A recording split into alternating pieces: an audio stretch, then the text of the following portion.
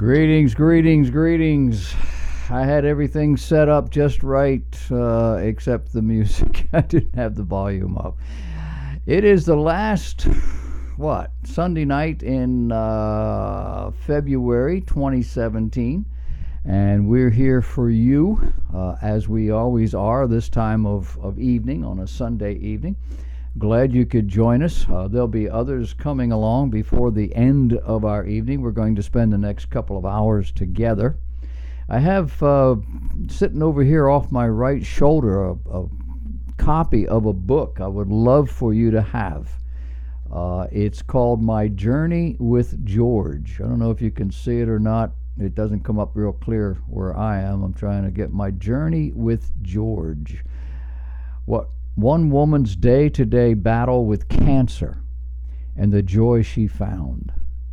This is a 2.5-year chronicle of what she went through, not the gory details, but how she compensated, how she dealt with what God had allowed in her life and did it in a way that honors God.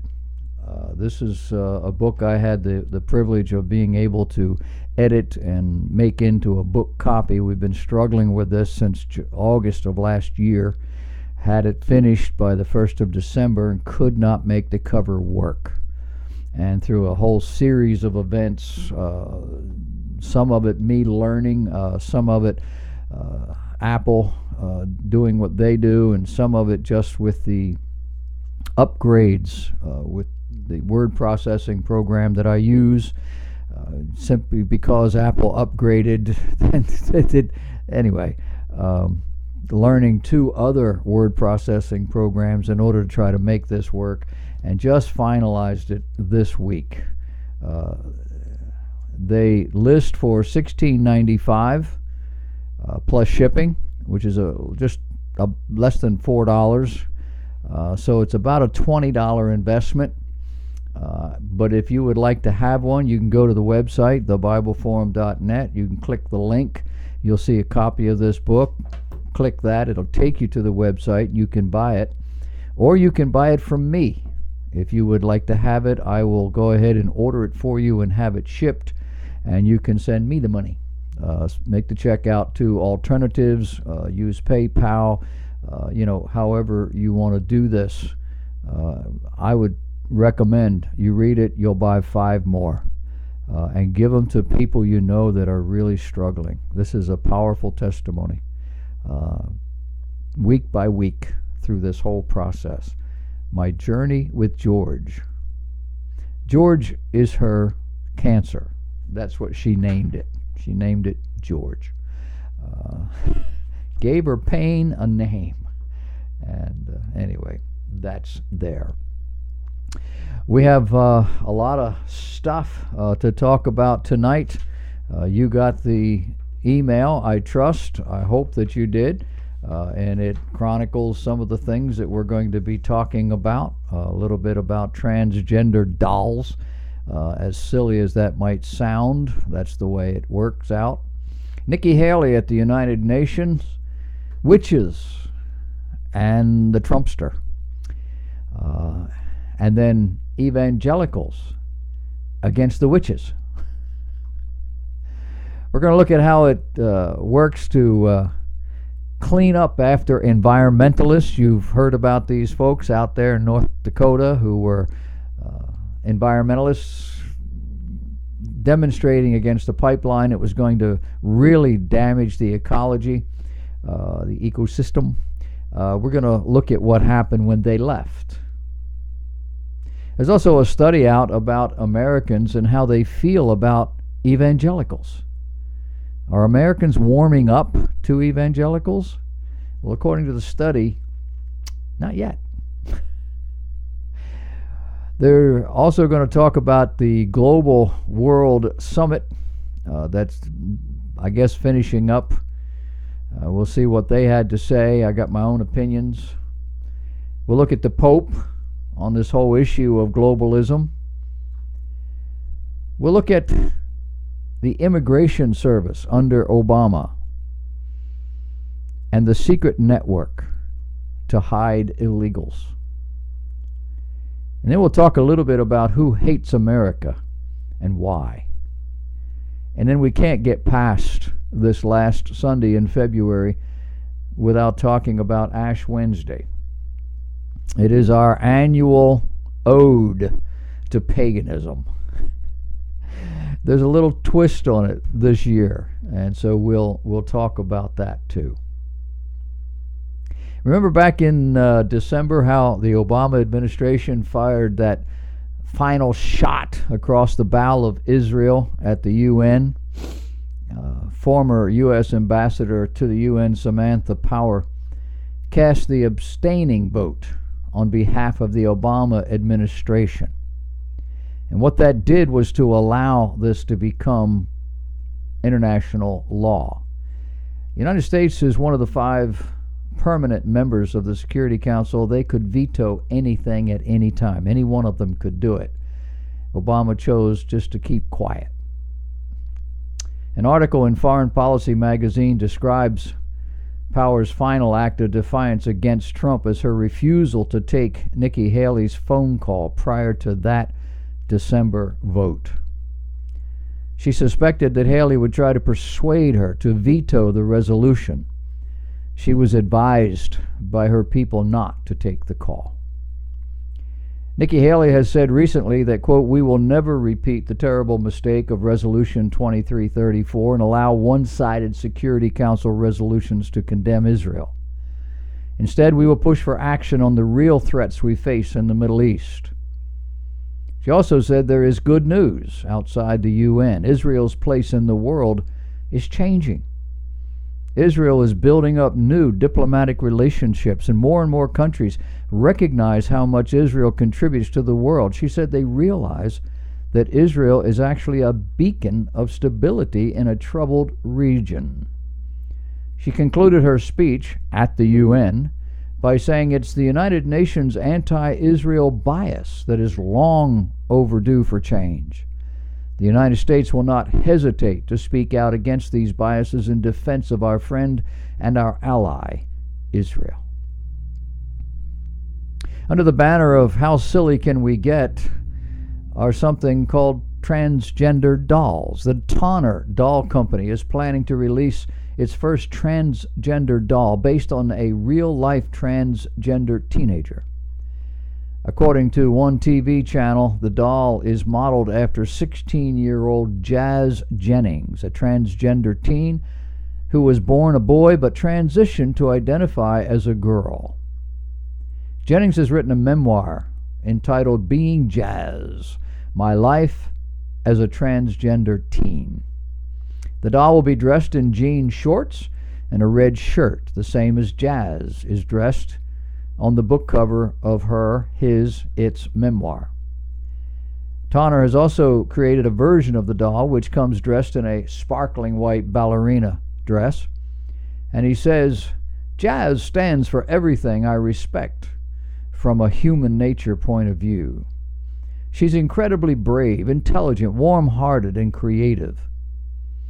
The dolls are being marketed to children rather than to adults, being marketed as a collectible. Jazz herself praised the creation of the doll, stating, "I hope that it can place transgender people in a positive light by showing that we are just like everybody else." Really?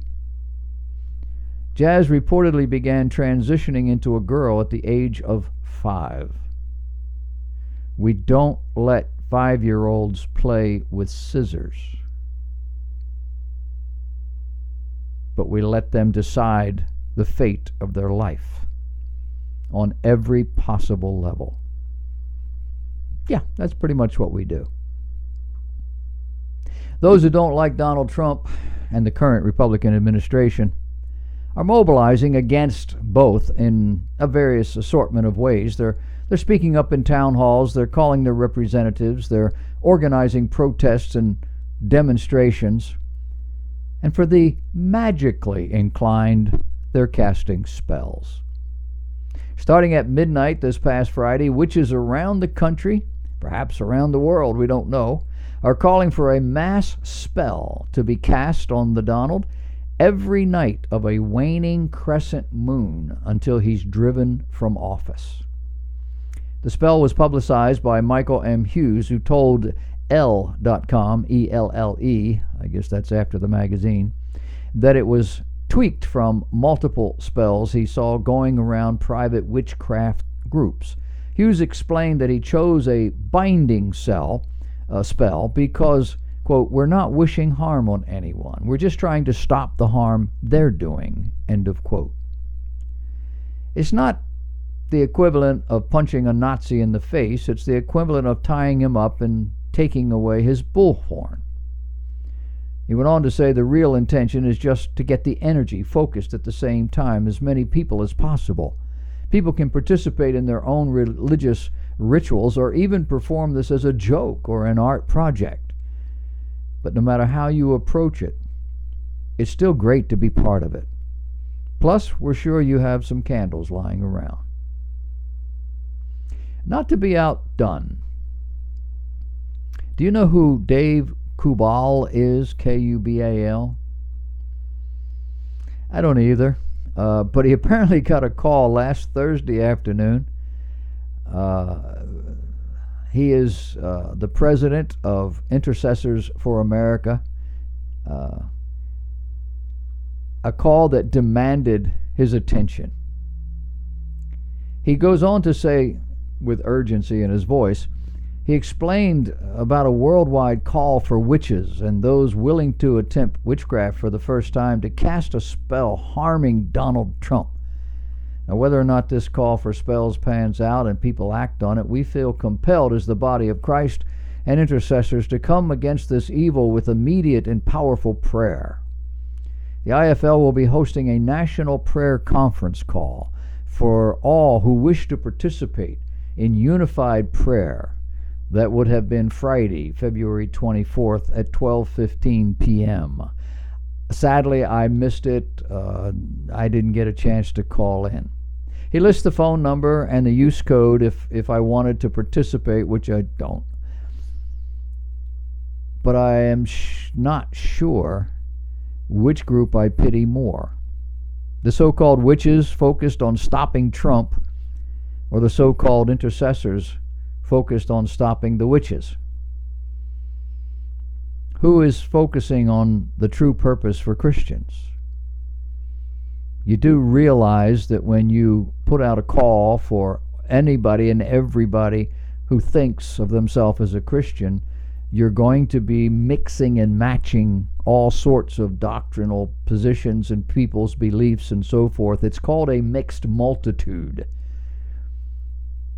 And the majority of those people, in all probability, do not have the ear of God. You see, you have to actually be a child of God to be able to pray effectively to the God of the world, of the universe, of the heavens.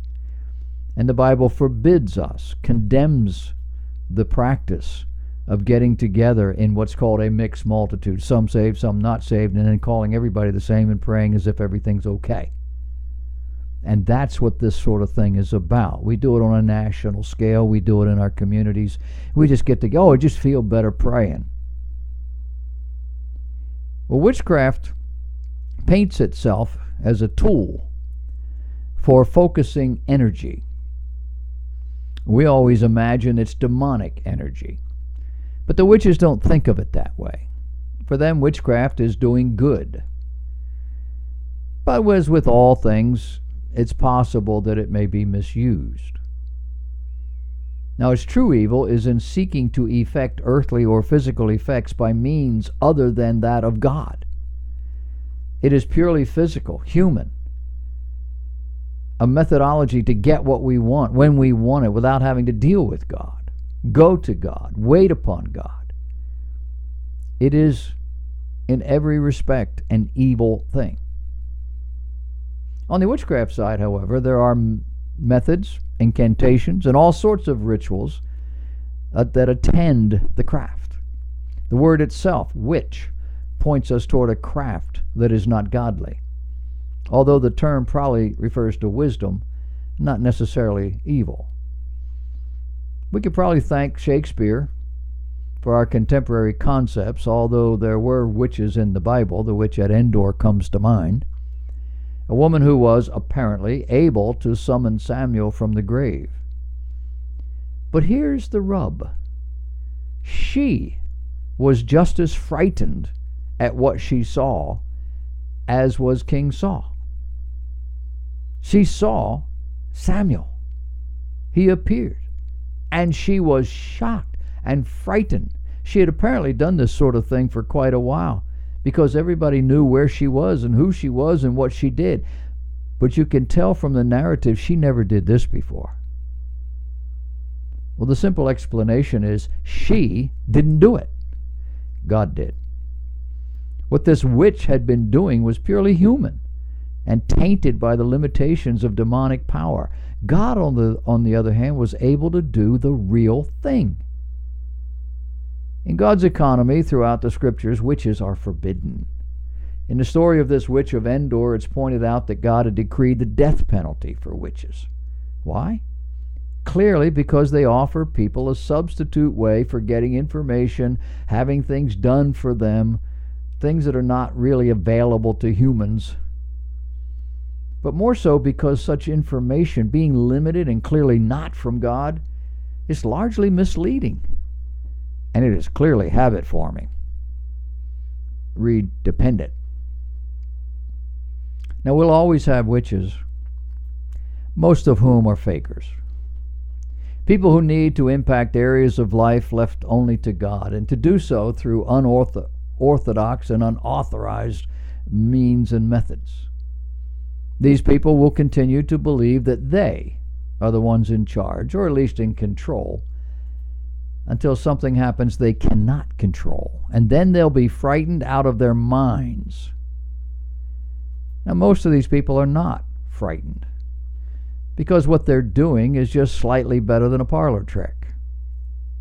When the real thing occurs, however, it is clearly different. Will these witches have any effect on the Donald? Well, what we've seen of him over the last 50 years, the answer is not likely.